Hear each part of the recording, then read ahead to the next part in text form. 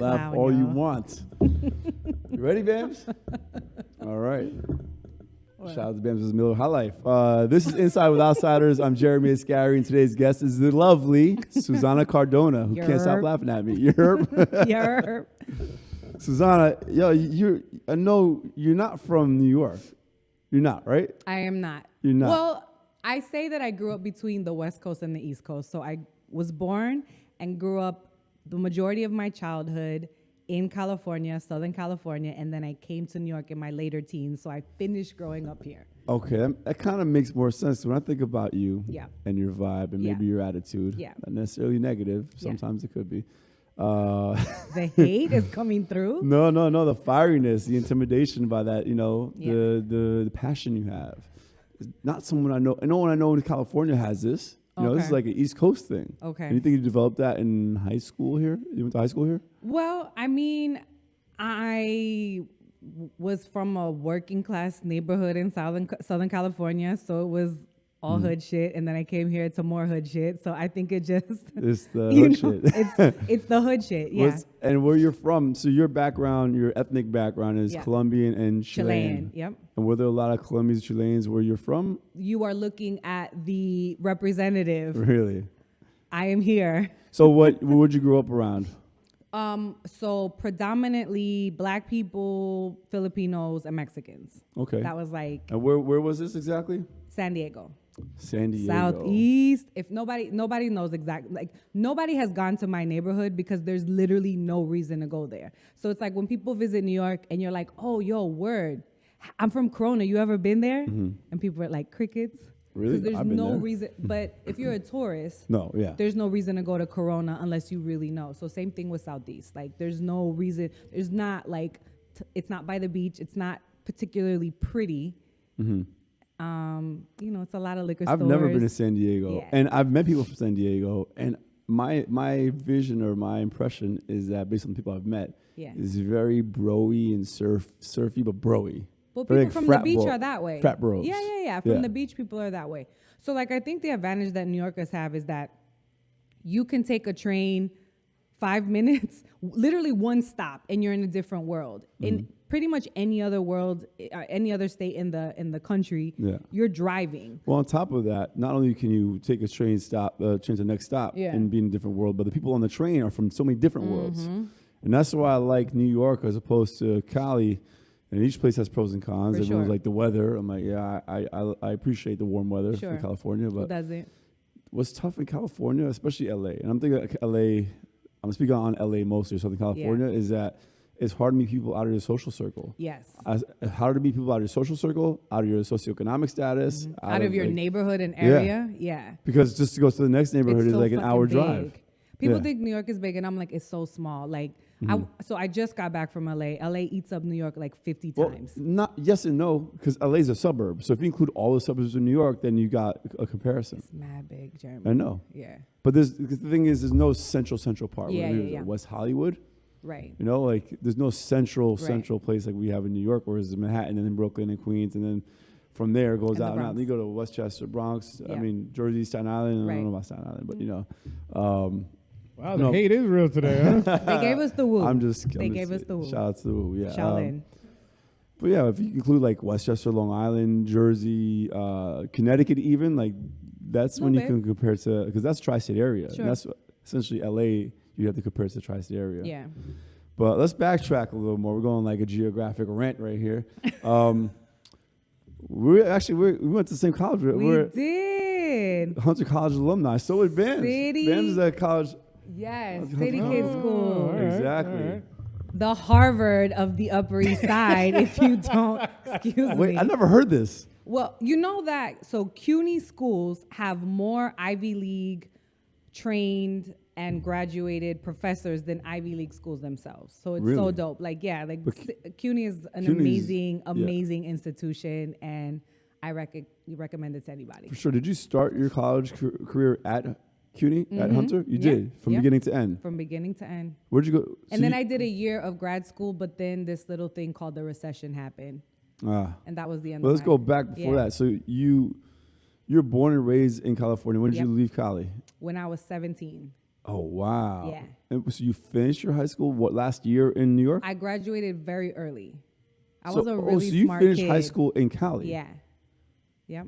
And why did you decide to come to New York? So it was another place that I knew people, because I've been coming here, for my teens, for my earlier teens. Why, you have family? I have family in like the Latinos, like everybody is family, right? Not just like your immediate family. Yeah, uncles and aunts Exactly and cousins. Exactly that. Yeah. So I knew people here, and it was very far. It was just very far from where I grew up. And that was super important to me because the area that I grew up, the neighborhood that I grew up, people were just kind of doing the same thing. People were getting pregnant early. Well, I think that's people were going to jail. Listen, every town is like that. The only difference with New York is that, I thought that someone said this once, is like, if you're a New York townie, you're cool. If you grew up and live in New York, you're cool. But if you're a townie from anywhere else. But you could go to the city. It's so close, right? But what I'm saying, there's people like we live across, and there's people that are doing the same thing, like you said, that don't. They're doing the same thing they did in high school. Hang out in the corner and smoke. They have kids though. Yeah. So we have the same thing. So I just needed something. I was like, this can't be me. And did you have your heart set on New York? I don't know if I had my heart set on New York. I just had my heart set on anything that was gonna take me somewhere far and give me an adventure. Okay. And New York met that. It's now been, I've lived the majority of my life here. I became an adult here. Like, people are like, oh, how was California? I never was an adult in California. So I never did the clubbing thing or I never, really? I never did any of that because I was a kid. When I came here, that's what I'm saying. I finished growing up here. And do you have siblings and family still in San Diego? Not anymore. Really? Anymore. Actually, I do have I shouldn't say that. My stepbrother is there, I think. He's a Navy guy, so he moves around a little bit. Gotcha. I think he's there.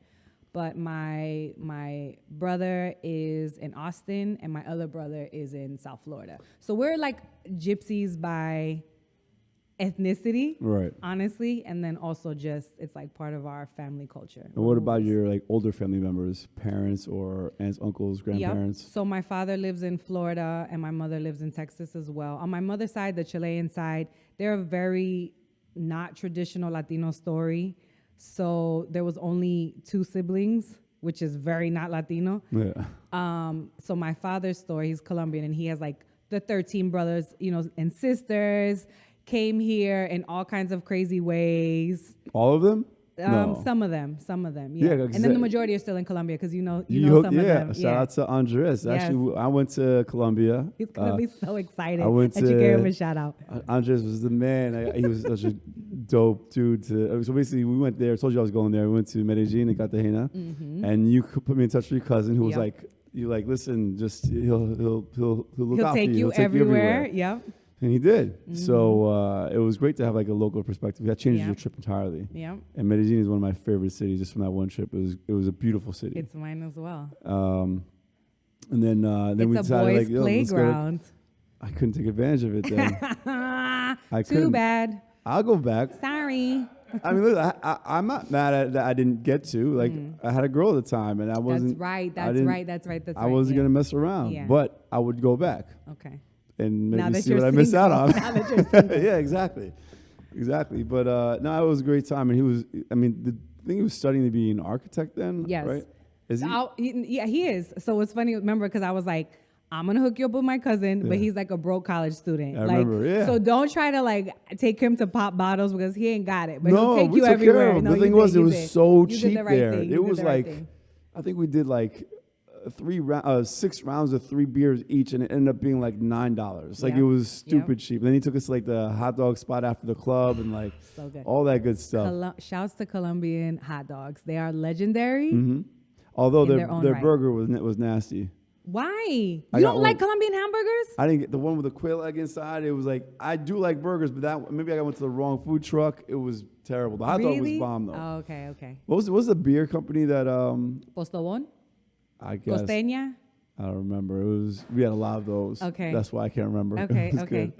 But I definitely enjoyed it. And it was funny because he didn't really speak English at all. So I had to speak Spanish. You had to push yourself. And I mean, I can if I have to, right? I can speak Spanish. You're so multilingual, Jeremy. But a man of so many talents. Listen, and full disclosure, like my first language is French, so if you speak one of the Romance languages, another one's easier. Yeah. But my friend didn't speak any Spanish. Now he's married to a Colombian girl. Yo, that's funny. Wait, did he meet her here or there? Here. Okay. Here. No, but we always, like, at his wedding. She's like, gotcha. Is that something you guys do? Girls do? I mean, listen. Chris, your man. I was born here. Thank you. She wasn't. I was born here. No, I mean, we have the bad fame of like, the negative fame of like, getting the American or Western tourists that come to the country. Well, there's a lot of stereotypes about not only Colombians but people who go men who visit Colombia. Yeah. After said I want to go back there again. Yeah. All right. So, do you go back there often? I used to go every single year. So, which is why I had such strong ties. So like a lot of first generation, particularly like Latino families, your ass is not going to summer camp. You're going to home, wherever like your parents' home is at. So my father had the bigger family and the traditional kind of like Latino structure. And so they would ship us off and go to Colombia every single summer, my entire youth. Really? And then when I was in college and started to make money, I was going there just to like ball. Oh yeah. Well, just like exactly. We pop in bottles and all they had. I remember the first time I went, I was like, we doing bottle service. And they were like, are you fucking crazy? That's mad expensive. I was like, bring me the most expensive bottle in the club. They're like, cool, absolute. It's the most expensive bottle. I happened to me, and I went to visit. I have Persian cousins in Vienna, Austria. Yes. And we go to this club called Passage at the time. And Passage was dope because it was like in an old abandoned subway station. Okay. So you go down the subway station and there's a club. Yeah. And I'm looking at the menu and I'm like, let's get some bottles. Yo, word. We can sit down. I was like, no, don't spend that much money. I'm looking at the bottles that are like €50. I'm like, let's get 3. Let's get 3, please. But yeah, I love like going back to visit family in a place and being able to like show them a good time. And that's what you work for. A few things, yeah. Yeah. So when you moved to New York, you jumped into college right away? I did. I was a very determined young lady. Well, hold up. You went straight to Hunter? I went straight to Hunter. At 18? At 17. At 17? Yeah. But when I was there, you were there. You were there. How old are you now? I'm 40. I'm going to be 41 this year. Okay. You're not that much older than me. No, that's what I'm saying. Like, I know I look incredibly younger than you. You do. But like, I'm like shocked. Yo, the ad-libs are my favorite. They're my favorite. He's going to chime in when he wants to chime in. So I was there very, very early. I got accepted to NYU. I got accepted to George Washington. Oh, wow. And I got accepted to a couple of schools, but both those schools you just listed are money. No, seriously. What'd you get accepted to NYU in? Like, what was for psychology? That's what your major was? So I ended up majoring in sociology. I was okay. I could have double if they allowed you to double minor. I had enough credits for sociology and psychology. Yeah. But I did communications. I could have double majored also, but I was missing like 1 or 2 things, and I was like, I don't want to stay any longer. Yeah. But how many years did you spend at Hunter? 4.5. Okay. Yeah. Gotcha. Yeah. That makes sense. And how long? I know not only did we go to the same school, but we also went to the other school together. The other school of life. Which we call Nightlife. And we've had conversations. Last time I saw you when we had breakfast at that spot, coffee, we talked about how Nightlife is like, as much as it has negative connotations, like Nightlife is frowned upon, man, what a school. Like I learned so much. We talked about that. School of hard knocks for sure. Yeah. Yep. And were you working in Nightlife throughout college? Yeah, so I started off as like a bummy assistant working for like, I don't know, the bursar's office. I was like slinging fucking lotion at the body shop. I was like just trying to do everything because what I had, which a lot of 17-year-olds didn't have, was I had rent. So I got my first apartment at 18. Where'd you live? In the Bronx. And so off of Gun Hill Road. Off of Gun Hill Road? Yeah. Near Fam? In Yonkers. But that was like a whole good situation. What was Gun Hill Road like living where you lived in the Bronx compared to where you lived in San Diego? It was similar, so that's what I'm saying. Like, I wasn't like super scared or anything. I just hadn't like lived on my own. But at that point, I knew like I had to get my own apartment because I had already had a couple of situations. In like 1 year, I lived in like 5 different places. And so... Well, like staying with friends and so on? Yeah, so I started off staying with my cousin, which, oh man, I don't even know if I want to put this in there. It was it wasn't a good situation. It just wasn't, it wasn't a good situation. No? Nah, Okay. I don't want to talk about it. Are you still friends with your cousin? No. Because of that? Yeah, because of that. It was bad. And I ended up calling the cousin of an ex-boyfriend. And I was like, come get me. This shit is not good. I got to go. And I got to register the fucking school. How bad was it? It was bad. Wow. You know, it was like a domestic situation, we'll say that. Not for me, but like for the situation. And so I ended up in Brooklyn staying on a couch for a little bit. Yeah. Then I befriended a girl who lived in like the LIU dorms in Brooklyn. Then I fucking illegally lived with her for like half a year. And then I got a roommate back in the Bronx, and she was like a psychopath and like kicked me out in the middle of a snowstorm. It was bad. I was like homeless for a couple of months. So no one knew it, but I would ride the train when I couldn't like sleep, but I would sleep. I got a job on campus at Hunter because I was sleeping in the offices at Hunter, and I would go downstairs in the morning and like shower. For how long? For like a couple months. Really? Yeah. I didn't know this at all. Yeah. And you went down to the gym. athlete locker rooms? Mm-hmm. Okay. So I knew the maintenance guys there. Yeah. And so they would let me in, and I would shower and like change. And I always Where had would you keep your stuff? down there or like at different people's. I only had like 2 suitcases, so I would move them around. So wait, how long was this? Like 2-3 months? Yeah, it was a couple months. Wow, Yeah. I didn't know this about you. It was tough. Have you talked about this before?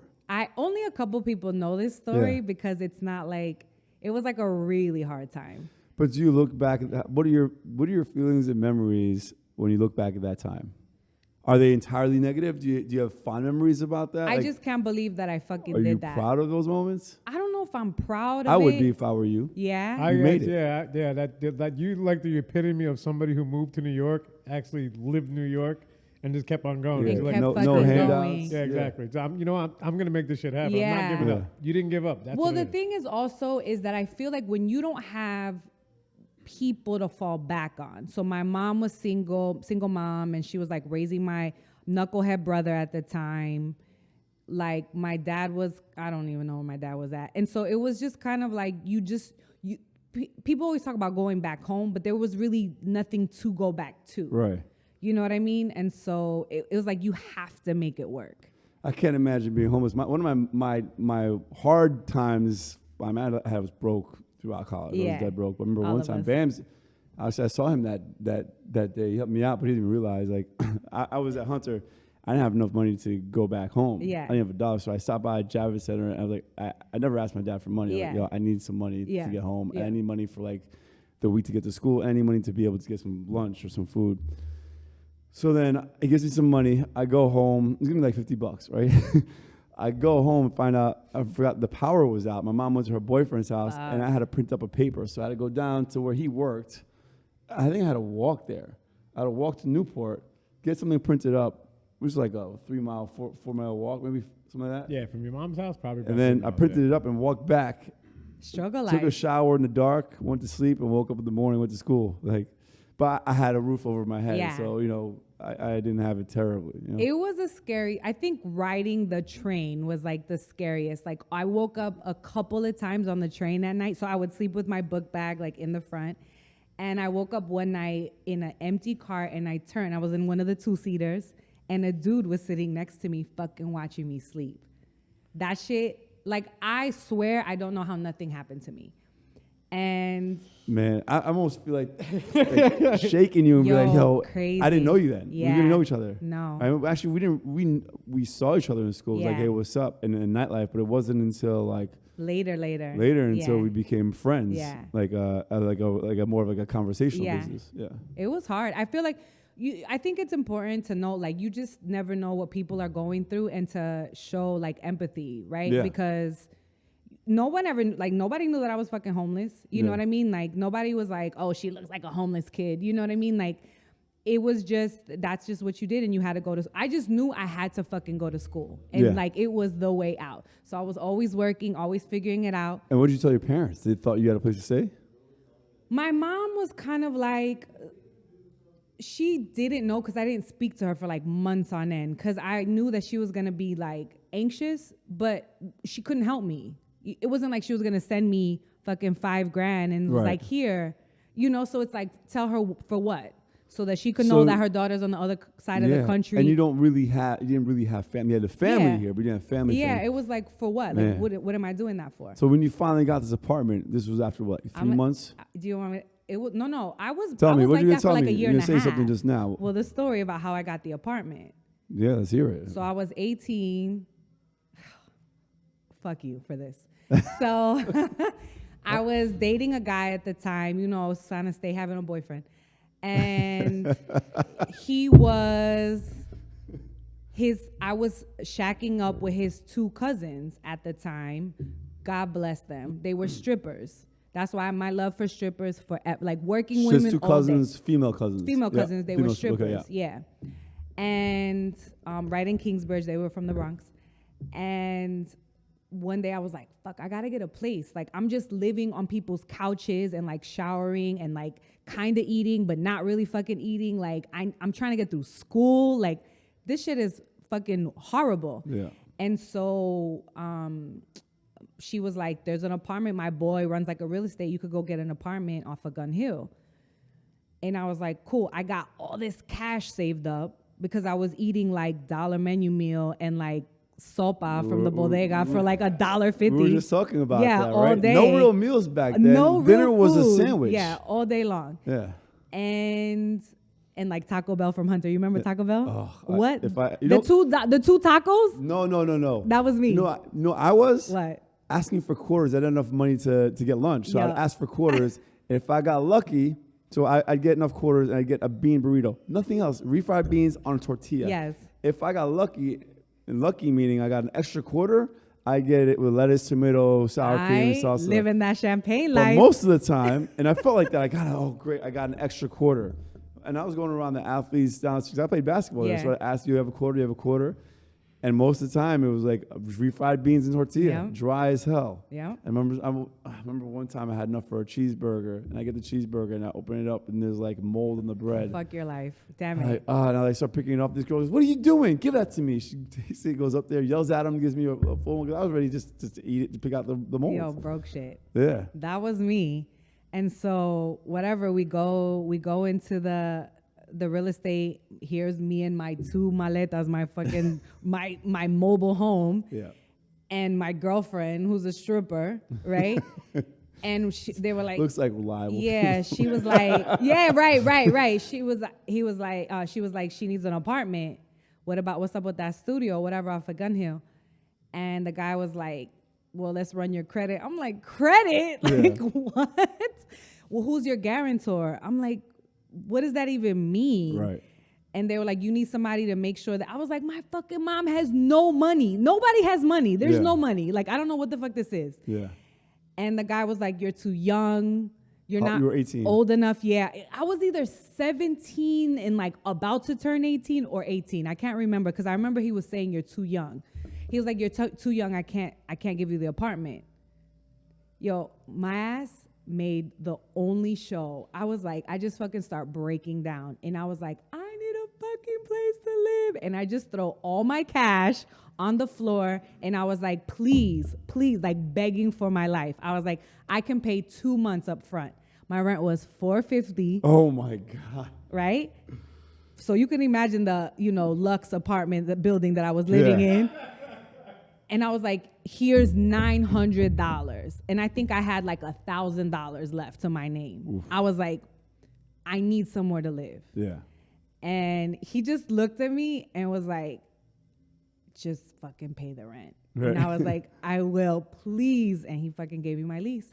And I lived on like an air mattress for like a year. And I had like a little box TV. But you said you were dating a dude. You never stayed at his place? He was a military dude, so he lived in Pennsylvania.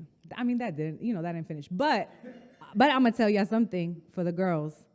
his father was a manager at like Cup of Noodles. So I used to get Cup of Noodle shipments to the apartment. And that was life because what? Cup of Noodles? So I used to get like whole cases of Cup of Noodles. Oh man. That's living the New York dream right there. Yo, for real. Top ramen, a Cup of Noodles. What? And so that was like my first apartment. And of course my ass would throw parties there and in the studio. charge. What was the square footage? 300 square feet. So literally, if you have one guest, it's a party. Yo, it was like 40 people in the spot, you know? And I was like, $5. So, you charging? Yeah, I was always hustling. And I never sold drugs, and that's the only thing I never, drugs and ass. I never sold neither one of them. Okay. Yeah. And wait, you threw parties. Where did you know these people from? From school. I used to throw parties at school. At Hunter? At Hunter, yeah. Okay. Any organization you? Salsa Mambo Club, Okay. Dominican Club, African American Club, fucking Colombian Club, all of them. I would throw parties. I would do I just found like the LGBTQ club. You remember the one all the way at the end of the hall? I threw a club with them. I found like an old flyer from back in the day. It was Wet and Wild. Oh my God. The college parties, it's so cheesy. I used to make money. Shut up. No, me too. Yeah. My socialite entertainment, my club promotions, entertainment, and events, which eventually became some branding stuff, right? Yeah, word. I remember like telling my brother what I wanted on this little promo card first. Like, you sure you want this? Yeah, put a really good looking girl on in the bikini. Yeah. Like Wet and Wild. Parties. Oh my God. Who doesn't want to go to a party called Wet and Wild? Everybody. Every horny freaking college boy. I know. And you look back at it like, what the hell? Yo, like, all day. so embarrassing.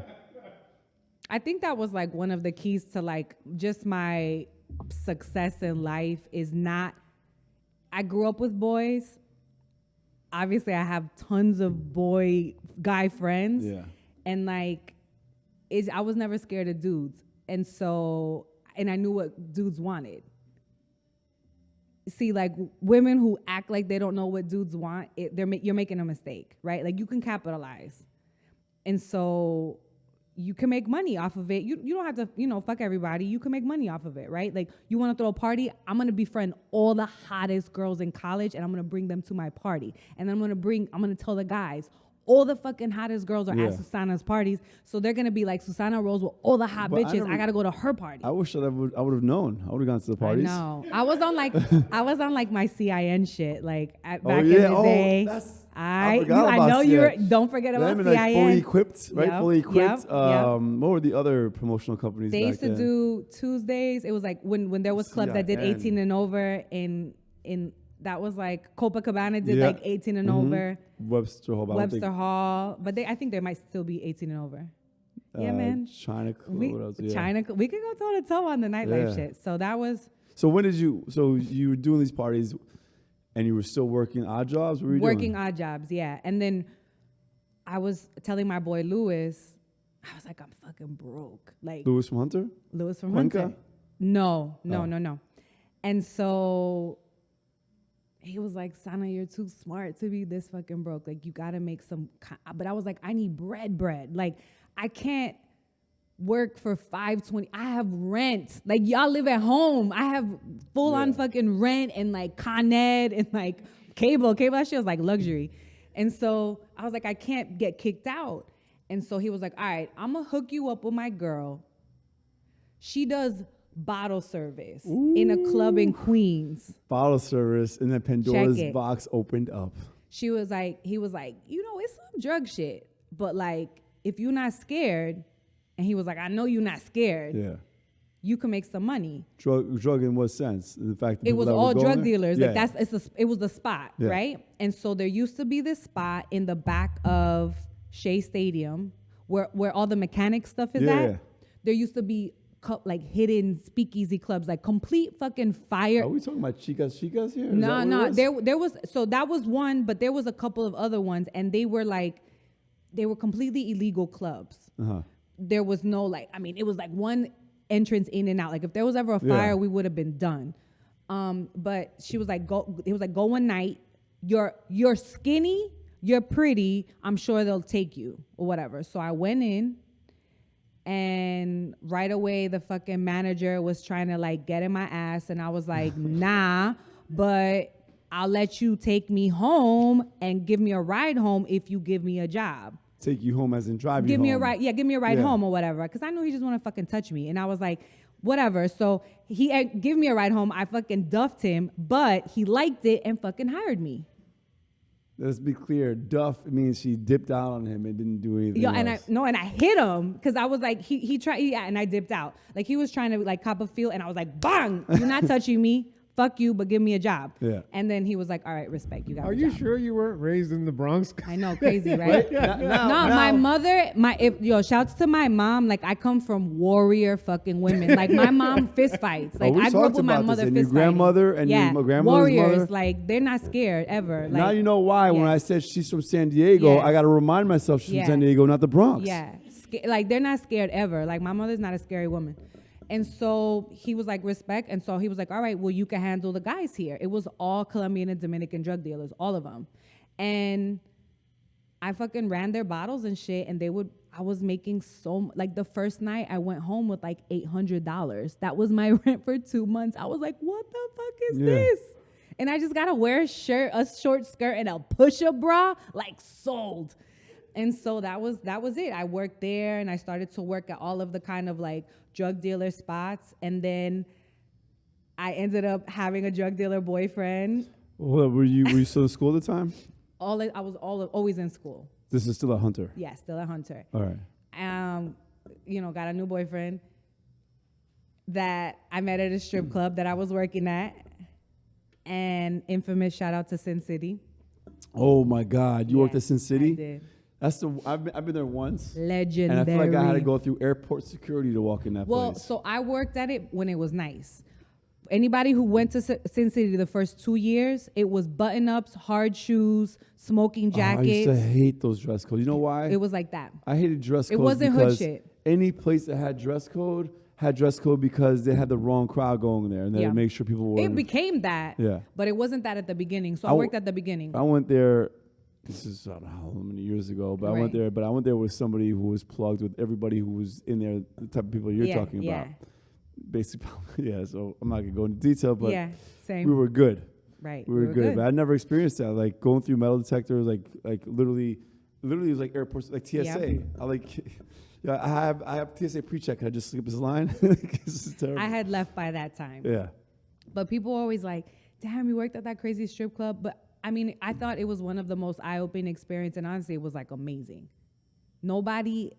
Guys are not there to see the bartender or the waiter. They're there to see TNA. Yeah. They're there to see the girls. And by then, you're getting an education on real life. Yeah, real life sure. as in like, listen, at the end of the day, nightlife and every form of nightlife is hedonistic, right? It's about... Well, we used to have lots of Wall Street guys come in. Right. No, I'm not saying... Yeah. No, but it's about sex and social status, right? With the exception of certain musical events, people love going for music, but still, there's still an element of sex and social status. Sure. Definitely sex, right? So at this point, like you're learning about... Well, you already knew about how men operated, so you use that at your advantage, right? Yeah.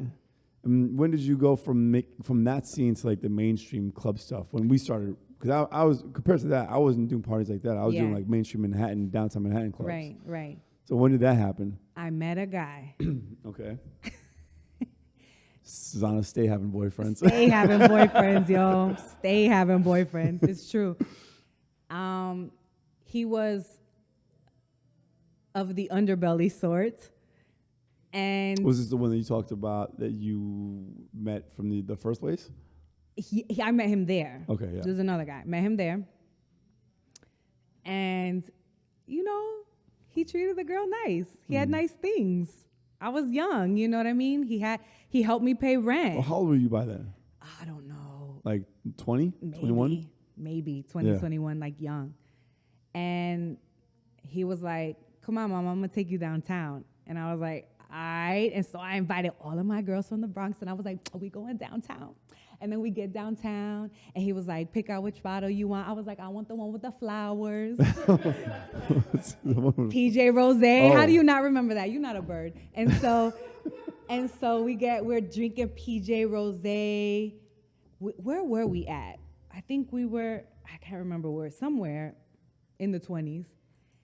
And I was like, how much these fucking white girls make? And he was like, you could do this. He's like, you tall and skinny, you don't have a big butt. Because remember that back then, the big butt thing was like, that was an uptown thing. Yeah. Right? Like the whole look was like tall, skinny, big tits. And I was like, oh, dang, call me. And so I walked in to, what was it, Ruby Falls. That's funny because we worked together, Ruby Falls, when it became Amnesia. Yeah. With But Joe I was there from the beginning. Really? Yeah. So you stayed there the whole time until the transition to Yep. Amnesia? Really? Yep. You must have made bank at Ruby Falls. So much money. So the first night you worked at that place in Queens, you made $800. Yeah. Let's talk about what you were making then. Who's watching Ruby this? Falls. I was making too much money. Yeah. I was making too And you were much. still in school? I was still in school. Undergrad was paid. I paid all of undergrad. Yourself. I don't have any. Well, I debt mean, from, Hunter like, College is undergrad. also, I mean, still. But like I don't know, that, if for rent, college, yeah. I had a car. Oh, you had a car too? Yeah, I was Oh. cute. I was cute. The girl was cute. And I was, traveling and doing all those things. Traveling, where were you going? I wish I was fucking smarter. I should have bought a condo like some of them bitches. I wish I would have done Actually, that. this is one girl whose name I forgot. Brazilian girl. Bianca? Yes. Because that's who I'm thinking about. Yeah, me too. Bianca bought 3 apartments in Manhattan. Yep. For 3 or 4. And what's funny is that I would see on the PATH train. And in Brazil. And I see on the PATH train going back to Newark. Newark has the Ironbound, which is very Brazilian Portuguese. Yes. And she lived there. Yep. And she owned 3 apartments. She was about that money. I should have paid more attention to her ass. And she was doing some stuff. I don't know what she was doing, but she had money on her mind. She sure did. Yeah. Her and Adriana, there were 2 of them. Oh, I don't think I remember Adriana. Adriana moved and she started doing parties in the Hamptons. Gotcha. Yeah. But Bianca was crushing. Yeah, crushing when she it. told me she owns the apartment, like, you look at, maybe I judged her when I first saw her, like, the typical, not every girl blows her money on whatever. And then she told me about these condos. I should have followed her. Oh, wow. I should have been smarter. I kicked myself I kicked myself because I made a lot of money. Yeah. And you just spent it? But you paid for school. I paid for a lot of things. I was also like, I was always helping my mom out. I had like a younger brother. I was helping him out. I was helping a lot of people, and I just wasn't thinking about that you're gonna ever have to grow up. You don't think that the money. Well, actually, I always knew I didn't want to be in that life forever. I did as well, but I just wasn't thinking that far ahead. I remember getting the reality check because I was making good money in nightlife. And then I got a reality check when I lost one of the big parties. And then it went from being these big checks to being like... Cute, like flat fees, Because I went from getting, for what I produced or a percentage of the bar or whatever, which could have been, some nights was like not much, but some nights were big money. And when you hit a great weekend party, like a Saturday night... Yeah. And I had that Saturday night at Hero Ballroom, which lasted a few years. That was such a fun party. And I wasn't even a partner of the party. And I was making more than the partners. It was amazing. That was such a fun party. I almost got into a fight at one of those parties. That's so ghetto. I'm not surprised. It's so ghetto. You almost got in a fight at one of those lady. Parties? So now you're working in downtown at Ruby Falls. And you just keep on working there till you graduate? Like you graduated with a degree in sociology. Mm-hmm. And then you went to grad school. I did. I stayed on a little bit. I went to do, the Lord's work, which is I wanted to be like an educator and a social worker. And then I got the harsh reality. I was like, how much do I fucking make? But where were you going to grad school? Hunter as well? No. I went to Florida. My mom lived in Florida. Oh, you moved to Florida? Yeah. How long were you gone for? And why did you decide to move to Florida? Because it was expensive, and I just needed a rest from rent. What was expensive? Grad school. Okay. Grad school's expensive, like no matter how you look at it. And I have been paying rent since I was 17 years old. I was like, can I have a childhood break? Like, how long did you stay at that little apartment? You had moved out by then? I had moved out by then. I had moved around a little bit more, but like, I just needed like, I started adulting to me way too early. And so I was like, my mom has a house now, like let me go live in her little house and like go to grad school and be like a proper student, and like have that experience. I know this is weird, but like I wanted to go to a school where there was like football, because I never got that big campus experience. So I wanted to that was kind of like my experience. My first year of college was actually in Ohio. I went to Ohio was university. That it wasn't feels a big like school, big campus but culture. it was big campus, and it was big campus culture, and it's not big campus, but it was campus culture. Yeah. And I went there thinking like envisioning the movies. Right? That's me too. I Me envisioned too. like these crazy parties, a Yes. good time, and I get there and I hated it. Really? I hated it. I hated it. It was like super cheesy. Like everyone's wearing Abercrombie and Fitch. I didn't even know at the time. What is this? They're listening to Dave Matthews. I'm like, I don't even like this. And I'm listening to like, you know, at the time it was Redman was big. No say and I'm like, like, what are you listening to? Matthews? Like Redman. And they're making cheesy jokes. Is that Blue Man's brother? I'm like, are you joking? Blue Man's like brother? They just didn't understand. And on top of it, like Ohio has got no, like at least Florida is like somewhat multicultural. Yeah. Ohio was not. Yeah. You know, I've said it before. My first day there, this girl walks up to me. She goes, "You look a little different." I'm like, "Oh yeah, what?" She's like, "Are you Mexican?" I'm like, no. Oh, that's what she meant. Oh shit. Yeah, I'm like, oh, that's what she means. Okay. No, Persian. Are you of the Mexican persuasion?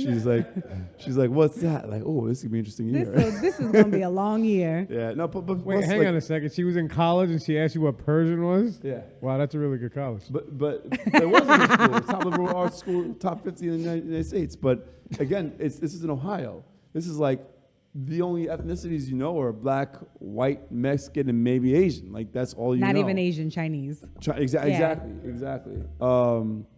But it's definitely an experience I'll never trade for the world, because I thought this was America. Yeah. You're not in New York. Like, I thought this was like the norm.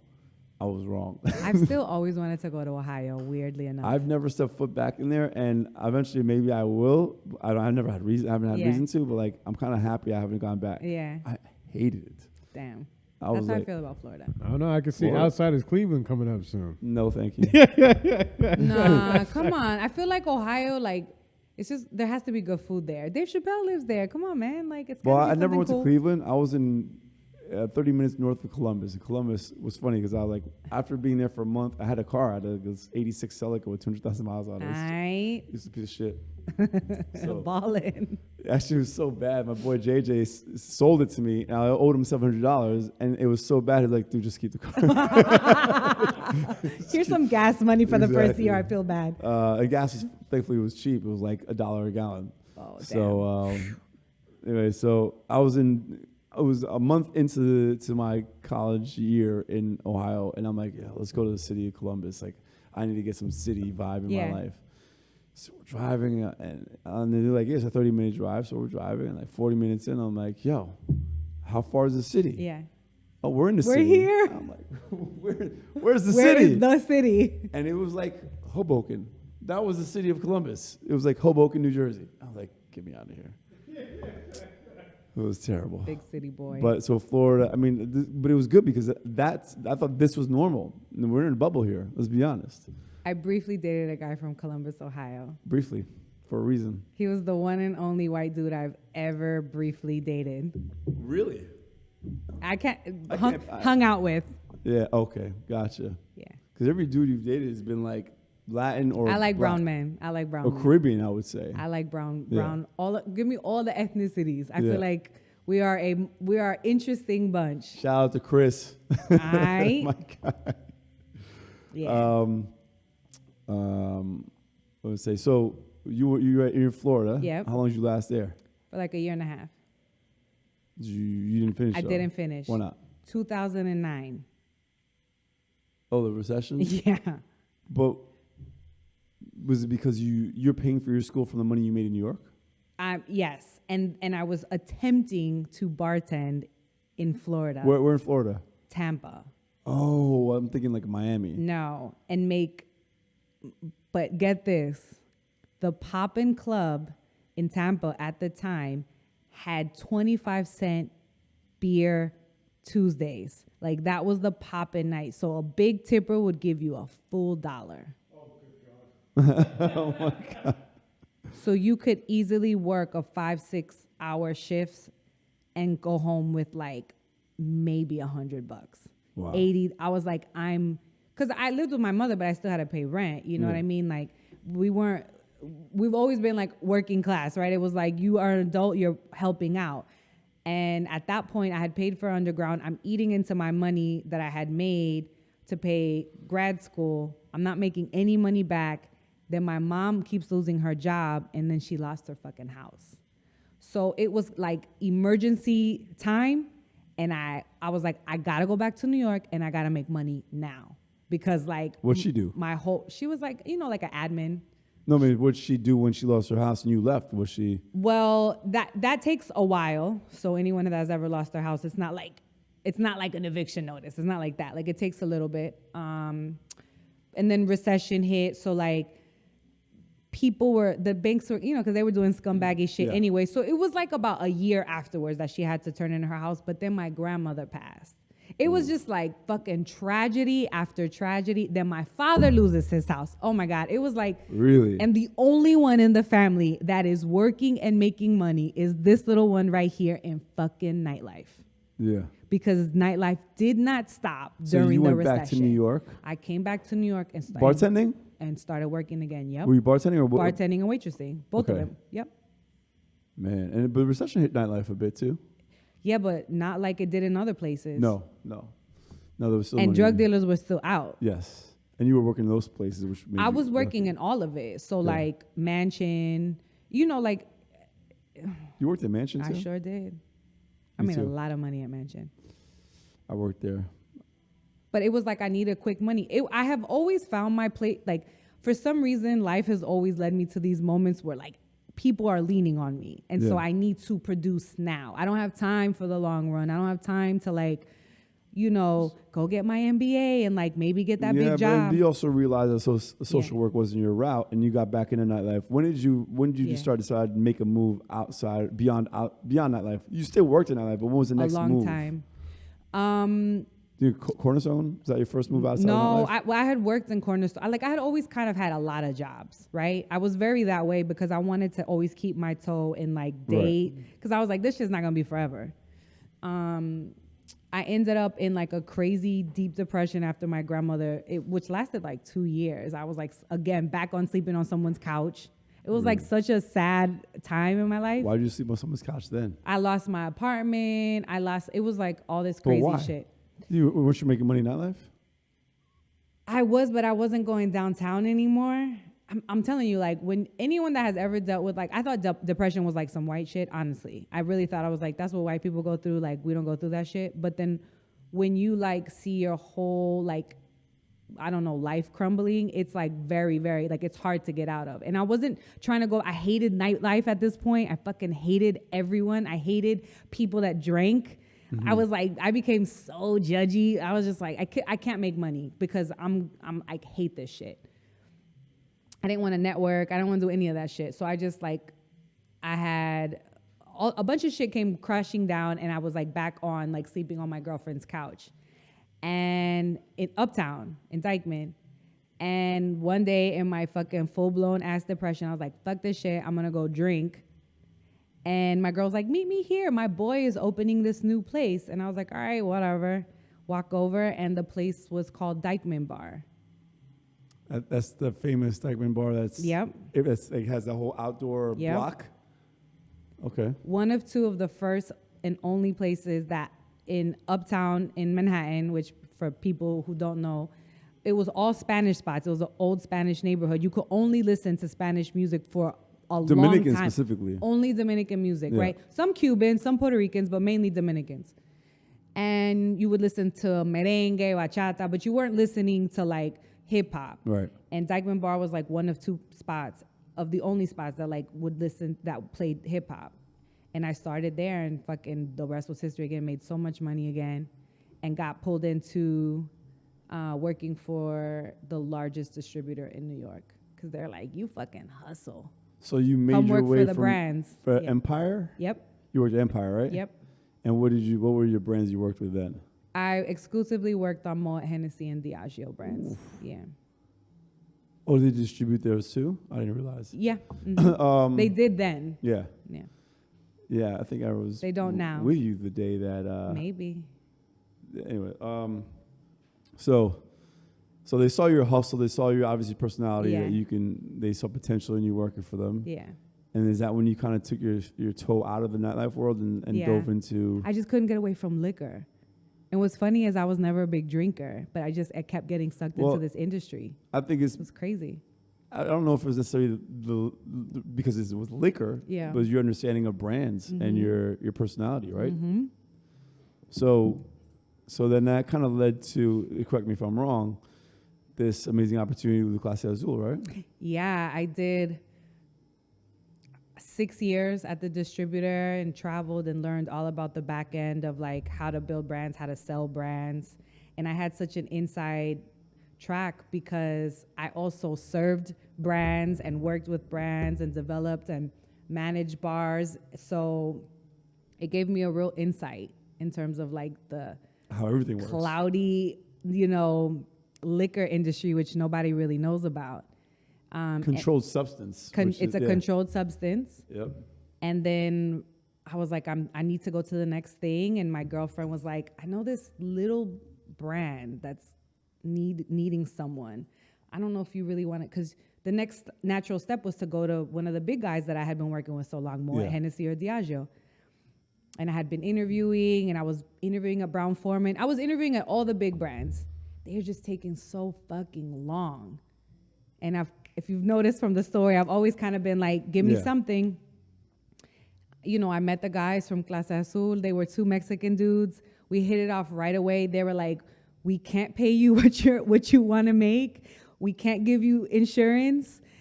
We don't have a package for you. Do you want the job? And here goes my ass. I was like, yes. Yeah. Wait. You said yes. Yeah. You make it sound so easy. What was the factor that made you decide? I liked them. It felt good. It felt like the right move? It felt good, yeah. And I feel like my gut has never steered me wrong. It's how I was a homeless teenager and never got mugged or raped. It was how I fucking hung out with drug dealers and strippers and nothing ever happened to me. I think that's funny. You listen to that. You can. It's smart of you to do that. A lot of people don't. And the fact that you always followed your gut is why you're in the position you are now, right? It's why you're the only promoter I ever liked. Look at that. It's true. It's true. I'm waiting for Bam to chime in with the smart ass comment. I was going to, because most of the time when he talks about Jeremy promoter, they think he's a dude with the gold chains and the chopped meat hanging out the top. Yeah. That's every time somebody mentions Jeremy, that's the picture they have in their head. Well, that's a stereotype promoters. Yeah. They're usually low lives for the most part, and. I mean, Jeremy, let's be honest, he never had the issues with getting the ladies, but I think that he was never like so pressed and like he was never gross. And so that was always like, I mean, I don't know if that's a compliment. Jerry was never gross. Oh, thank you. No. There's guys that are just too pressed to like fucking touch ass. And it's like, calm the fuck down. Mm-hmm. And I think that you always had that confidence of like, I can have legitimate girlfriends. I also think that there's the guys you're talking about lack EQ, right? For sure. Yeah. So again, that's why you're my only promoter friend. From that time, and we knew a lot. We did. Yeah. We did. Although Eric Solar is a cool dude. No. Shouts to Eric Solar. Eric Solar. Gentleman, too. We had him on the show. Complete gentleman. Yeah. Yep. But there are not that many out there. Yep. So when you find them, you stick around with them. Yeah. So what was I? So we went to Clase Azul. Yes. Yep. Yeah. I followed kind of like the vibe connection, how the kids say now. There was vibes.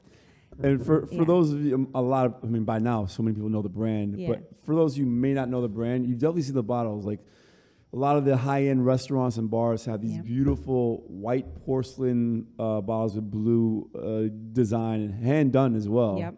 And then the story behind their whole brand and the production of their product from... Handmade bottles, yeah. Handmade bottles and who makes the bottles and how they make it possible for them to make the bottles. So it's white, beautiful porcelain bottles. Ceramic, with blue paint for the most part. Some of them are clear. Those are the ones you probably recognize behind the bar. Their story, they're handmade bottles. They apparently from some of these villages, the women, you can tell me if I'm wrong, the men go to work in other villages to make money. The women normally are caretakers for the children, but this company is providing child care for the women to be able to work as well. The artisans, right? Yep. So, I mean, that's such a beautiful story. Like their brand, and I met Arturo. I didn't meet the other partners, Juan, but good dudes. Actually, when I first met, I was supposed to be the one of the ambassadors for Clase Azul the day that the Empire lost a huge account and it didn't end up happening. But I remember him giving me like this awesome rug, which is still in my living room. I love that. No, but I was a really good vibe. Like, the guy seems like such a good dude. Like, again, I don't really know him very well, but I take your word for it. Yeah. And you were there. You helped it 7 go years. from a brand nobody knew about, this small little brand that can't offer you a package, to like, I mean, where they stand now. Like, how would you describe Clase Azul? I think that they effectively reached their mission of becoming the first true luxury, like Mexican house of spirits. I think that they did. And they're privately owned, right? They are privately owned. No investors? Nope. Insane. It's sick. That's like a dream story. I mean, honestly, the only way they achieve that goal is persistence and hard work, right? It was really hard. No cheat codes. Yeah, it was really hard. And being able to be part of something, again, so crazy. You know, I've worked over the years with a lot of brands, but there are certain brands that have like a certain level of like magnetism. It's crazy. It was crazy at the height of it. Now, can you pinpoint why that brand is so magnetic? And it's a two-part question. What was your journey like with them? I mean, you went from working with the new people that couldn't give you the package to having to really build a brand with them. Yeah. Why were they so magnetic? I think that they were very clear about their mission, and they were very clear about what they would do and would not do. And I think that that's where the guys and I very much aligned, because I'm a little bit like that. I'm very clear about what I will do and what I won't do. You could give me a ride home, you can't touch my booty. You know what I mean? Like you could give me a job. You know what I mean? Or you're gonna get duffed. Like I'm very clear about those things, and they were very clear about the things that they would do and they drew a very strong line. And that's hard for brands and for companies and for entrepreneurs, because you see money being thrown at you and it's hard to say no, but they were very good at saying no. And I think that earns a little bit of respect from like the consumer. And that comes with a clear vision. Yes. You have to have a very clear vision of your future, how to get from point A to your goal. Yep. And I mean, honestly, if you don't have that vision as an entrepreneur, quit and find a job. That's tough. That's the only way you get successful.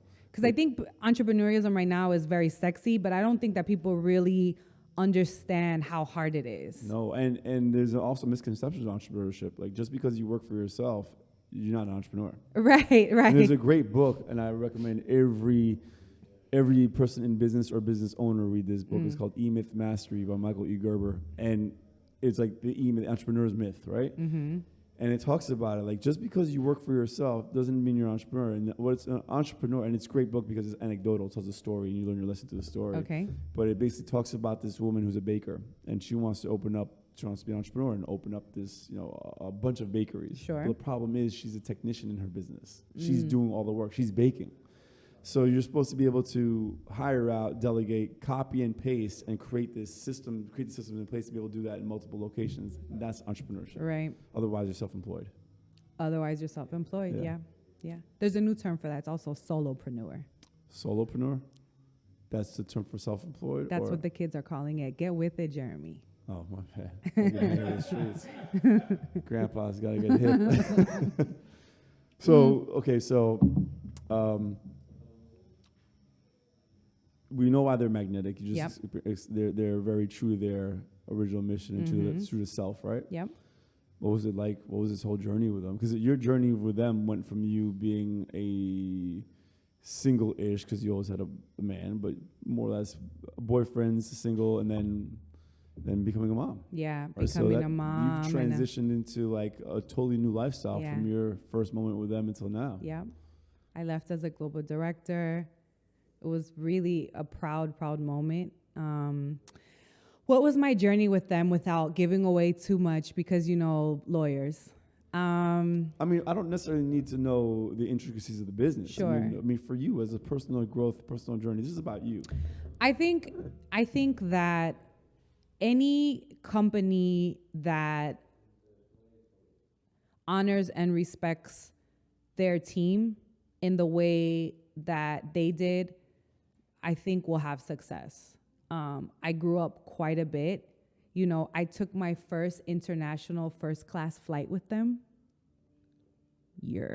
Like, you know what I mean? Like, I really got to know the luxury business, and how little, you know, folks in the West know about true luxury. I got to hold a position where I'm conducting, you know, business in Spanish, which was really, really difficult. People think that they're bilingual until you have to do a full-blown pitch in Spanish and manage teams. Being conversational, right? And then being like any language, right? I mean, speaking French, like honestly, my French is out of a level. You know, I speak fluently. Yeah. But fluently, maybe like junior high. Right. Because if I speak I can't speak technical. I remember my first business conversation in French. Mm-hmm. And I was like, oh man, this is a lot harder than this. I thought, right. It's not speaking French. Right. This is like some other shit. Yeah, yep. Exactly. So there's that. I also got to, I don't know, I think that there's something that we don't really pay attention to. Like the Latino story here in the United States is one that's very, very different from the Latin American story, from people that grew up in Latin America, right? Like the wealthy in Latin America scoff and laugh at the paupers here. They're like, you live in the US? I am not jealous. You guys, I go to New York to shop. Yeah. I mean, you guys don't even have employees? Like, what do you mean you clean your own apartment? What? You know? And so it opened up a whole other side of like even my Latino experience here in the United States, where I got to go and hang out with like rich kids from Mexico City. How does that make you feel? Does it give you a sense of pride, or does it make you feel like how do you? I mean, it's probably mixed emotions. Mixed emotions for sure. What I do know, no matter what, is that having this and like walking the line of this like dual identity and understanding multiple worlds, like no one can fuck with me in business. Mm-hmm. Do you hear me? There's nobody. There's a term that. I call him my cousin. He's my cousin, Babak. He's been extremely helpful for outsiders, but he came up with this term. He coined it third culture kids. Yes. Right? And third culture kids are those like you and I, in a sense, where you know you're Colombian, but you go to Colombia, you're the American girl. Yep. You come here, you're the Colombian girl. Yep. So where do you really fall? Like you're kind of like in this gray zone. You go downtown, you're the uptown girl. Yeah, you go uptown. You're uptown, downtown. you know downtown shit because you worked in exactly. downtown nightlife. You know, but it's so key. Mm-hmm. It's so key because no matter what, like who's leading the way, it still is urban culture. Mm-hmm. Urban culture is still leading the way, right? They're dictating what the highbrow luxury brands are doing now. Yes. I mean, the Mexican kids would like because I knew hood shit. They would die. They were laughing. They would like love. I introduced like two of my colleagues to a white girl wasted. They were like, "What the fuck does that mean?" And I was like, "You've never heard of white girl wasted?" Yeah. They're like, "No." And I was like, "Okay, I'm gonna put you onto what that is." And they're like, "That's brilliant! I love it!" And after that, they were like, "White girl wasted." Well, the superpower in the sense of being able to cross between all these different genres and different social circles, right? Yep. Whether it be the urban culture or highbrow luxury, if you can, you know, you'd be a chameleon in a sense, but while maintaining your true values, not selling out. Sure. But be able to move within all those circles and be respected. That's a huge advantage. You know what? I used to have this conversation with Matt all the time because he was able to transition from doing like the stuff with the people, business type stuff, and then go back and start doing the hood shit, going out, freaking tagging. And shit I think it had a lot to do also with the way we grew up. I mean, my brother and I grew up in this area, right? So we'd be hanging out, the hood stuff, the skateboard stuff, whatever. But then we'd be going to like the United Nations school, hanging out with diplomats' kids. And my mom is French, so we'd be in France, and then my dad is Persian, so we'd be, whatever we do as Persian people, like like I have family all over. So it was like being able to.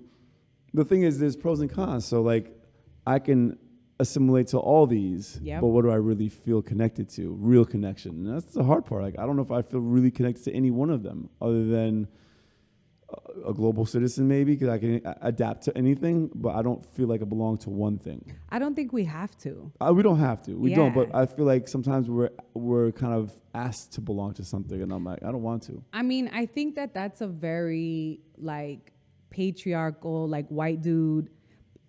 Boxes only make like white men feel comfortable, right? And I was just talking about this at a conference. I think it's make people, a lot of people feel comfortable depending on what box you're in. Sure, you know? Maybe you're right. It's like because people like to feel like they categorization. belong to one thing, right? Yeah, and categories make people feel comfortable. Yeah. Like the gray makes people feel uncomfortable. But I feel like so many of us have lived in the box gray you're so talking long. about is the box that is dictates a lot of the world, right? A lot of the world's political decisions. So yeah.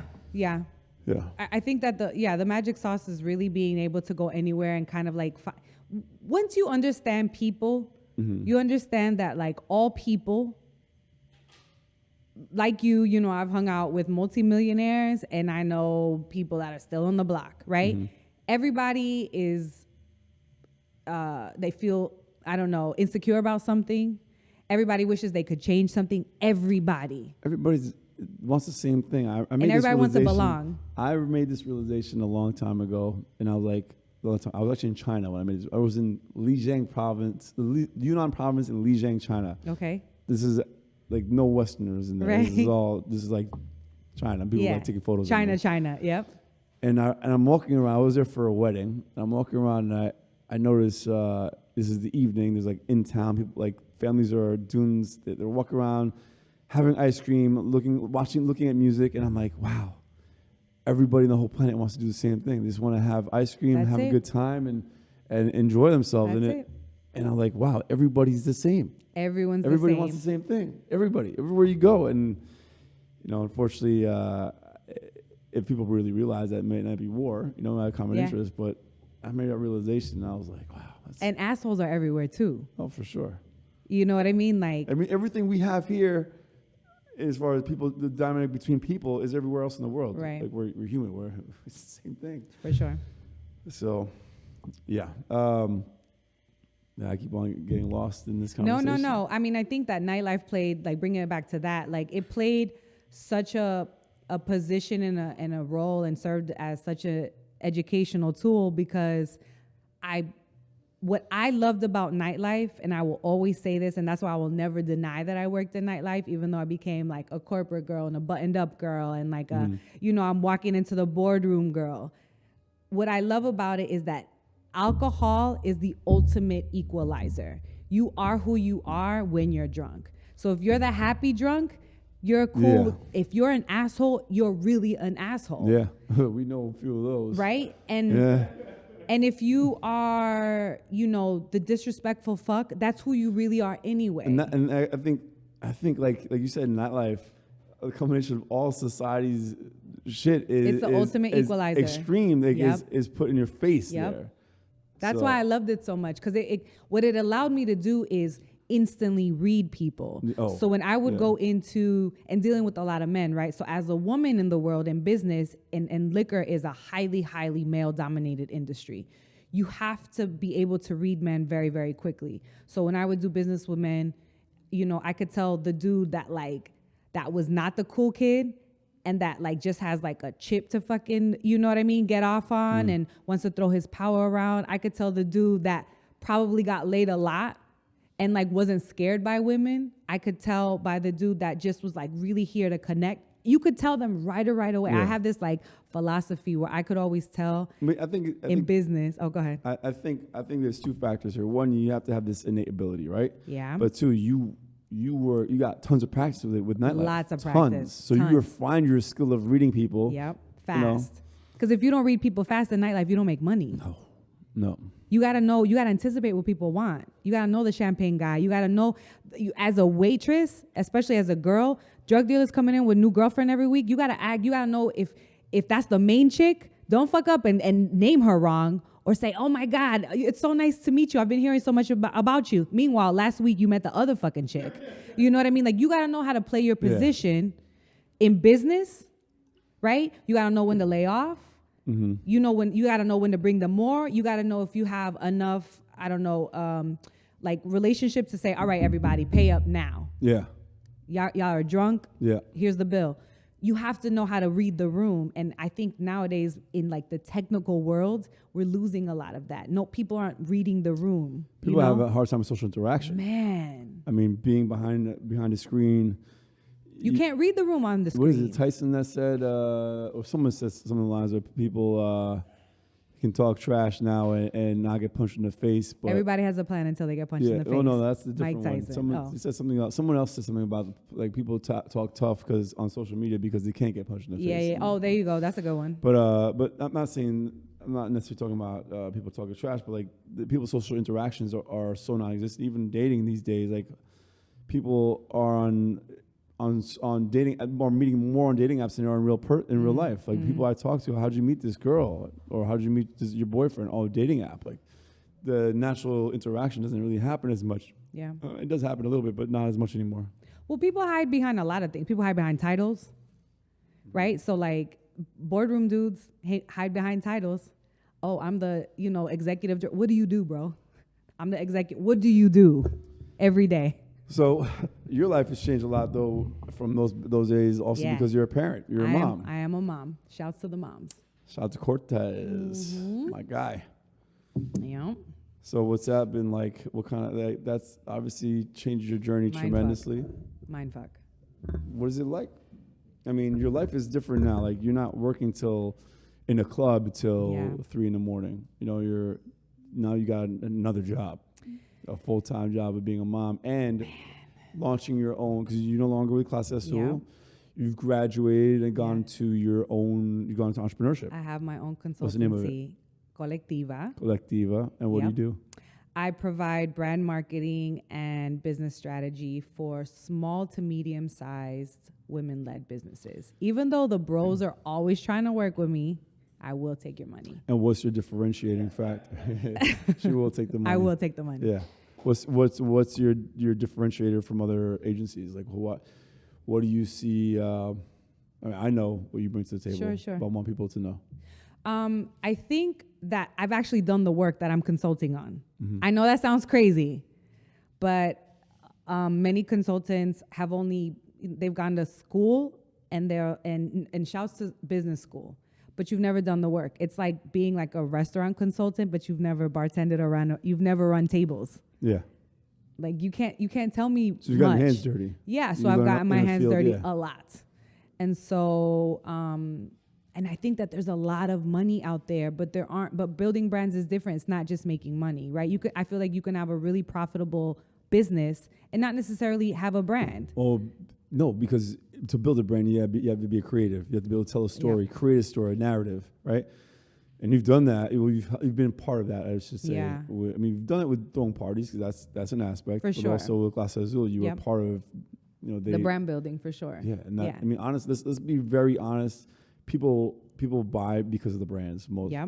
I'd say like 80%, and the product has to be good. But I mean, I'm not gonna name any names, but I've been in a restaurant where it's like celebrity chef. And this place is flooded with reservations. And the food is terrible. Right. Terrible. Yeah. But their PR is on point. Their branding is on point. Consumers like brands, whether they think that they're smarter than it or not. That's why everyone has a damn iPhone. Yeah. Like, that's why 40-year-old people will shun you if you don't. Actually, I just converted to iPhone, and this. A year ago, and people were like, "Are you serious?" I never. Green dot. No, that green bubble, man. Green bubble. But I'm like, what are you, 12? Like, I never give people a hard time. One, because I think Samsung phones are amazing. Fire. But two, they're not paying me to support them.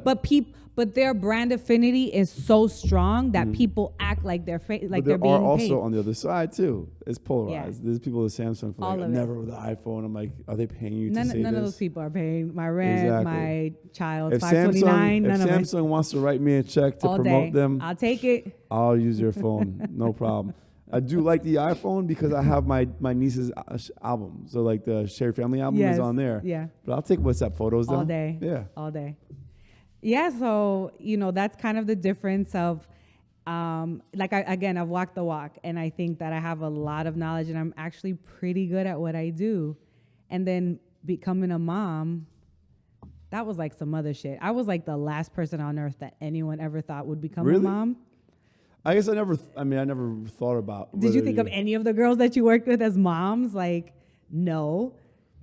Not while I was working with them, but I could see how they would want to become a mom. Yeah, I didn't. No? No. What changed?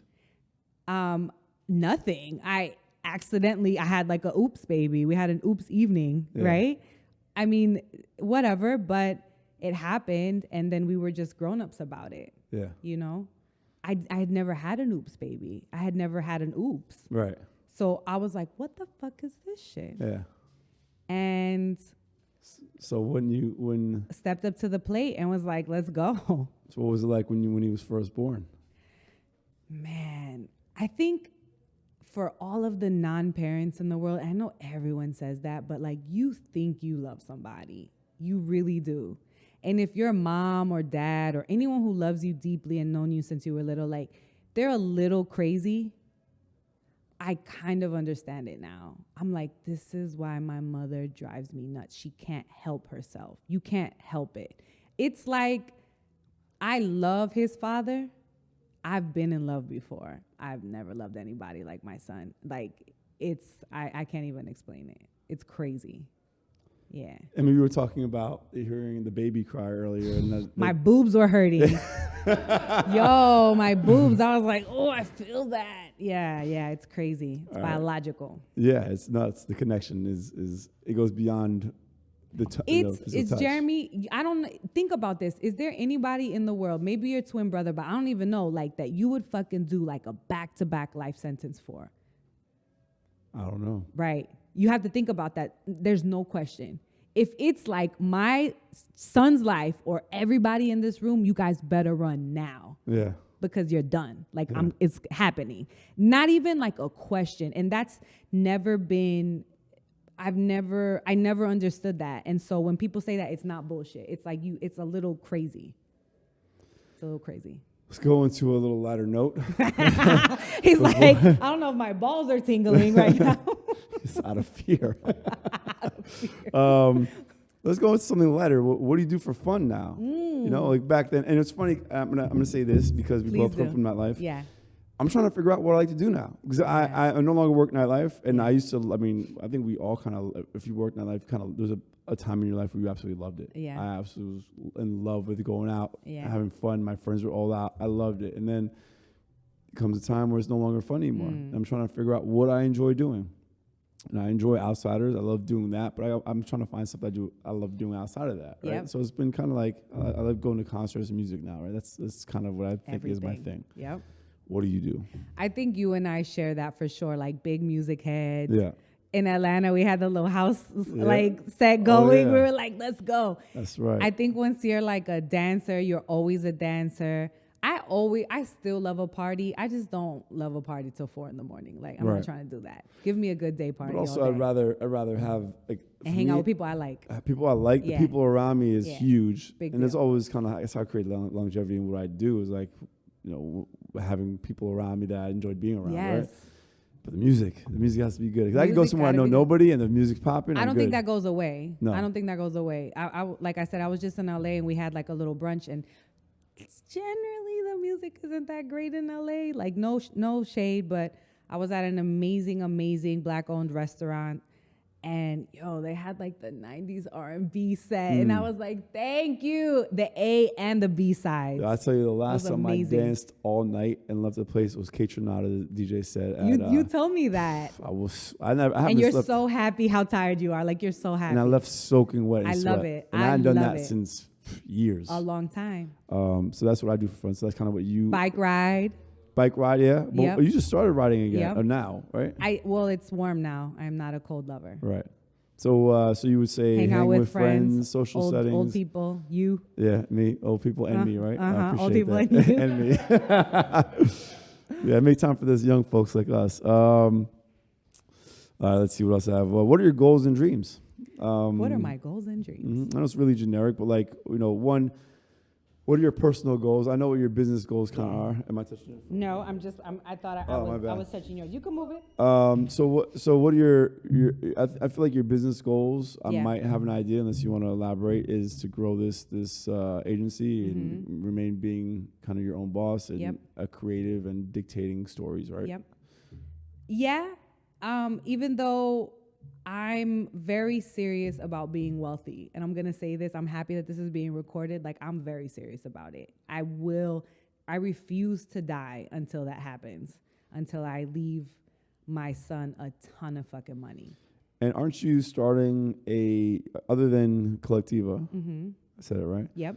Aren't you starting another project? I do. So I have an online platform for Latina and BIPOC millennial moms called the Momish Community.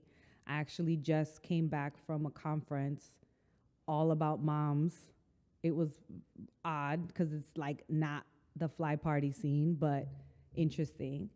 I want that to grow. Listen, I think it's such a time right now to be brown, to have insights the way that we have insights, to be a woman in business, and to really like be unapologetic about how fucking good you are. Mm-hmm.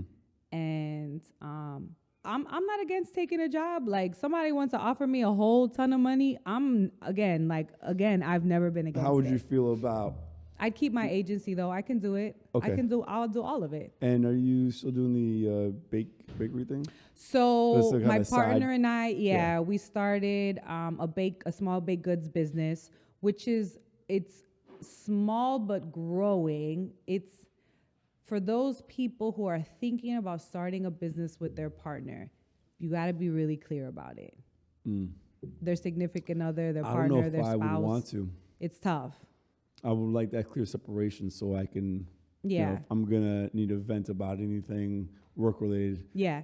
I can speak to my partner about it if that ever happens. Yeah. It's definitely more his than it is mine. Yeah. But I mean, shouts to Norwood Bakery. Norwood Bakery.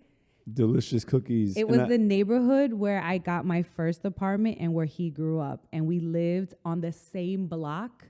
Really? 5 years apart. That's crazy. Wild, right? Yeah. All right, but what are your personal dreams? Non-business related, I guess. If it's tied in with the business, that's fine. I mean, so much of my life is tied in with business. It's hard to see it without it. I like working. I hear you. Here's the other thing. Like when people say like, I want to retire, I'm like, I'm not sure if I ever will. I think it's important not to. And the reason why is once you stop challenging your mind, I like working. It goes. Yeah. You know, so I think whether let's say you make that ton of money and you no longer have to work. I'll still probably to support yourself. No longer have to work to support yourself. Right. I think I would still want to be able to work on something, even if it's something as cheesy as having like a little bar or like it's just something, or definitely philanthropy. Yep. For sure. I like it.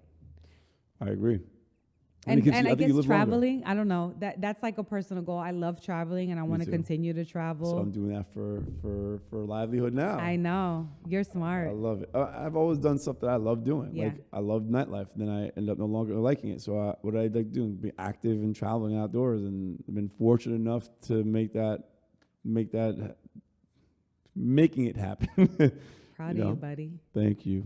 I'm proud of you because you knew what you wanted to do. I know you like growing, developing brands, and you saw yourself wanting to take that challenge on with something else now. And you took that step, which is scary because you were comfortable. And then with a kid, people are like, "What the fuck is wrong with you?" I know. But they don't understand. It was tough. If that passion goes, you can't continue. Nah, you got to do it for yourself. Yep. All right. Is there any advice you would give high school you now? Oh, man. Oh, my gosh. What would I tell high school me? I would say date the boy with the vision. As opposed to? The cute one. Date the boy with the vision. I would say be louder. If I could, I was a loud ass kid, but even be louder. Be louder and take up all the space, because I think that was something that I was always told. Well, that's a factor. What you're describing now is confidence. Well, not be louder, be heard. Yeah. Yeah. Because being louder could be obnoxious, but you want to be heard. Well, I mean, be louder in all the spaces. I think that was something that I was always told. I was always too loud. Yeah. People were always telling me, you're too loud. You're too ghetto. You're too, and at a certain point you start feeling like, well, is something wrong? But then you realize, like, you guys are being fucking loud, but you're allowed to be loud, right? And so never like doubting that like I belong anywhere. Thankfully though, I grew up with a mom that validated all my shit. Like, but I think, yeah, date the boy with the vision, definitely keep going. And like nothing is forever, good or bad. I think that when you're young, you feel like that tough shit that you're going through, whatever it is, you know, I went through some tough shit as a young person, way, way too tough. And it ended. You know what I mean? Yeah. I think that when you're in it, you're like, this shit is never going to be done. Yeah. But it's not true. It ends. Yeah, time is give time a chance to pass. Give time a chance. Yeah. It'll pass. Yep. I know you've been a part of Outsiders without being a part directly. I'm a firm supporter. You are, but also, you know, I look to you. I've asked you for advice here and there. You give me advice for sure. And then we're going to eventually get you involved somehow. Momish, Outsiders, family outing collab for sure. We talked about it. I'm baby free in July, so I'm going on something in July. Done. Let's do it. Here's a good one. What is your most embarrassing moment? Oh, God. Ever? Ever. Yo, I have mad embarrassing moments. Think of one that stands out. Fuck. You thinking about Javier's right now? What was it? I'm not really like a shy person like that, so. Well, Javier was wearing tearaway pants, and he got onto an MTA bus, and the door closed, and tore away his pants. Oh, is there tidy whities? Yeah, exactly. On the bus. That sucks. He along with Ken Tanaka owned That was a Ken Tanaka ran the New York City Marathon with food poisoning, and it took him 8 hours and 27 shits later. Wait, I have one. I guess it's like mom related. Was I embarrassed? I guess I was embarrassed actually. New mom, Cortez was under a year old, and I was getting back to work, and I was presenting in front of a room full of suits, and I was rushing to my cousin's house in Yonkers to drop off the baby, 'cause she was my only sitter at the time. And I guess I was whipping too crazy that he got car sick. So I had this nicely pressed, beautiful suit, like I'm looking like a fucking boss. You know, stilettos, the blowout. Next to the baby. The baby. I get the baby out of the car seat to hand him over to my cousin, and he fucking projectile vomits all over me. And she just stood and looked at me, and she was like, I'm going to get Febreze. Like, that's all she could think of. So she sprays me down with Febreze, but vomit is baby vomit if you've ever smelled it. Yo, I had to do my full presentation in baby vomit. Wow. And you did it. I did it. Yeah. I think that day I was like, please, Lord. How did the presentation go? They were all like, you smell. They smelled me before I walked in, but you know what it is? I feel like in those moments, you just own it. And also, you just own it. Anyone who understands, hopefully you had people in there are parents. There were parents, yeah. They're, oh, you're good, go. I mean, they were just like so impressed by the fact that I showed up on time and still presented like a boss. And one of the dudes actually gave me his like zip up jacket because I smelled so bad. Oof. I mean, I was covered in baby vomit. I just didn't have like time. The presentation, milk. I didn't have time to go home and change. It was embarrassing. You gotta do what you gotta do. Yeah, whatever, man. It was bad. It was bad. It was bad. Right. Is there anything I haven't asked you that you want to share about yourself? It could be anything in the world, like whatever you want to talk about, anything you want to share. Oh, Lord. What do we want to talk about? I mean, I don't think there's anything. I just gave you all of my deepest, darkest secrets. Mm-hmm. Now everyone knows you. Right? Yeah. Damn. Nothing. I mean, I don't know, Jeremy. You don't Maybe have to have an answer. It's okay. I'll leave everybody with this. And this is for you. I think it is important that all men have platonic, healthy, supportive female relationships, and I think women need the same. I will say, as a woman in business, and you know, I'm a full-blown feminist, some of my biggest cheerleaders in life have been men. Mm-hmm. Some of my biggest cheerleaders, like. I mean, I'm a firm believer in that, you know, and You know, when I went down to Atlanta for your 40th birthday, before everyone got there, we had dinner together. We did. We had great conversations about a lot of life stuff. Yeah. And I think that perspective that I get from you or you got from me is something we can't get from the same sex. No. And it's invaluable. I think you need to have that perspective. It's important. To understand. Yeah. Like, don't be scared. No. And push your partners. Like, my partner, I want him to have girlfriends. Does he not? He does, but I want him to have more. Okay. I think it's important for like balance. I think we need each other. And like far too often it becomes like this boys girls thing. And I think like that's fucking us up. You know what I mean? Well, like, I mean, I do have friends that are incapable of having female friend relationships because they just can't get the whole sexuality out of their minds. Those are the skeevy guys. Yes, they are. Yeah. 100%. All right. Last part of our interview. All right. Are we cool moving on forward? Let's do it. All right. 5 rapid fire questions. Oh, okay, wait. All right. Get ready. I'm going to get ready too. Liquid death. All right. Liquid death. All right. So I'm going to go ahead and ask a question. You can fire off at the top of your head. Okay. What's your favorite city other than New York City? Milan. Milan. Why? Oh, my God. The style, the people watching. I went there in August. No one was there. Oh, man. It's like if you want a good education on how to age properly without all the shit, fucking Italian women. Really? What? Okay. Fire. Gotta go to Italy. Yes. If you could do any other profession other than what you're currently doing or have done, what would that be? I would be a dog trainer. Really? Yes. Are you a dog person? I'm so good with dogs. I had no idea. I'm the dog whisperer. You know why? Why? Because you're so alpha and you scare them. It's so, yo, they listen to me. I'm sure. I want to work with like Cesar Millan. Yo, I want to be his apprentice.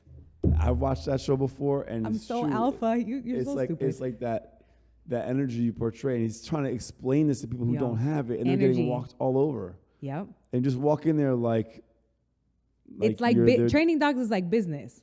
When I sit at the table, I know if you fucking had bitches back in the day or not. I could tell if you got into a fist fight when you were a kid or not. I could tell that. You know, in business. Can we curse on this show? I didn't even ask. We can. Are you going to edit everything out? I think it might be a little late to be asking. I'm such a potty mouth. Jesus. Yeah. It's I mean, if I'll go through it, but yeah, I do kind of bleep some of the stuff out. If it's, but if it's bad. Yeah, I mean, but if it's in context, what were you talking about? Okay. He's a judge of that. What was I gonna say? Damn. Dog training. Oh, so in business, certain people I can tell I have to be stern. Yeah. When speaking to them. Yes. And not show any sort of weakness. Yep. And there was one occasion recently where my director of partnerships, Darshan, who helps me out with our partnership relationships. He was like, I can't deal with this person. You know, I just can't. And I'm like, dude, you can't show any. He's a really, really nice guy, which works a lot. It's great for our business, but there's certain kind of personality traits where he doesn't do well with it, and I'll take care of that. Mm-hmm. And I don't want him to deal with that because he doesn't like that, which is fine. I'll take on that role, and I have to not be such the nice bubbly guy, but like, yo, this is what we need for outsiders. Mm-hmm. We need this. I know you can give this to us. Mm-hmm. So how are we going to make this work? Right. You know, and when you go in with that energy, their demeanor changes. Yes. And it's the same thing with Cesar Milan's talking about with the dogs. Thank you for making that connection. Because when people are like, you want to be a fucking dog trainer? I'm like, it's an energy thing. I mean, I don't want to be a dog trainer. I want to be a dog trainer. 100% That's what I would do. The energy thing. And honestly, I don't like having to put that on because it's not necessarily me. But if I have to, and I know that you're going to put me on the side if I don't do that, then I almost like this aggression. You have to get this aggression out. Like get this it's, you know, I get it. Sometimes I wish it wasn't like that, but that's the fact of the matter is the world's like that. So all right. BDE, got to bring it out. Yes. BDE. Yeah, you know what that is, right? We bleeped it out. I'm doing the Everyone right knows thing. BDE. I'll tell you later. All right. What's your biggest fear? Oh, I'm deathly afraid of rats. Rats? You live in New York? No. If anyone, I don't like rodents at all. I don't like chinchillas. I don't like squirrels. I will make a coat out of all of them. PETA will never support me or be my client. Mm-hmm. I should have told you this in the beginning. When you I don't like rodents. Squirrels back there. I don't like rodents. I don't like rodents. Squirrels live in the walls back there. Squirrels? No. Anyone who knows me knows that. Okay. Mm-hmm. This next question, I was going to ask you something, but I'm going to ask you something else. Okay. What is your dream brand to work with? Ooh, this is a good one. I miss Colette. Damn it. I missed it. That was one of them for a long time. Okay. Chanel. Chanel? Yeah. So high-end luxury, that's basically like the brand. So it's the highest. Yeah. And that has always been a dream of mine. Yeah. Okay. Nice. Last question. What's your favorite food? Oh. What'd you bring? Yeah. All right. So today we are tasting, made from my fellow Latinos somewhere. Cuban, I think. Cubans. Yeah. Rice, beans, and plantains. Okay. And I feel like rice and beans is such a ethnic staple. I think rice in general. It's like a global staple. Yeah, because we've had this conversation about like, and I'm guilty of still doing this, being home, not having too much to eat, and rice and eggs. What? Rice and eggs. We could do a whole segment on that. I mean, you could make the eggs in different ways, and it's a whole different meal. What? I had a whole conversation with someone. They're like, rice and egg. I was like, what? You don't know about rice and egg? That's rice eating culture. So obviously, you come from 2 rice eating cultures. Big ones. I come from 1. Bams comes from 1 as Yep. well. So rice, like Persian culture, there's dishes that are just made out of rice. Yep. The whole meal is rice. Yep. So we got yellow rice, just like with peas in it. Yep. Beans, peas. Yep. Actually. Ooh. Plantains, yes. Yes. The squishy sticky ones. too. The sticky of course, ones. sweet.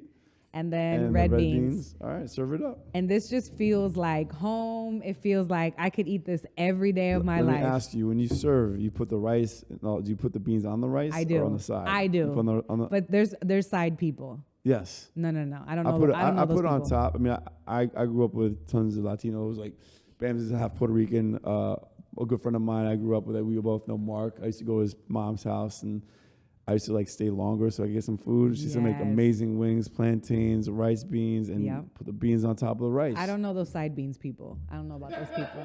She Bams, was are you being those side? polite Are at you those first. side beans people, Bams? No, I put that right on top of the rice. It has to be Here, on you top. serve yourself Literally- first. We'll literally try right on this. top. And this is This is Caribbean, arroz South con American. gandules if you're Puerto Rican, arroz con guandules if you're from anywhere else. Is that right, Bams? That's right. It's true. So, what do they call it in Colombia?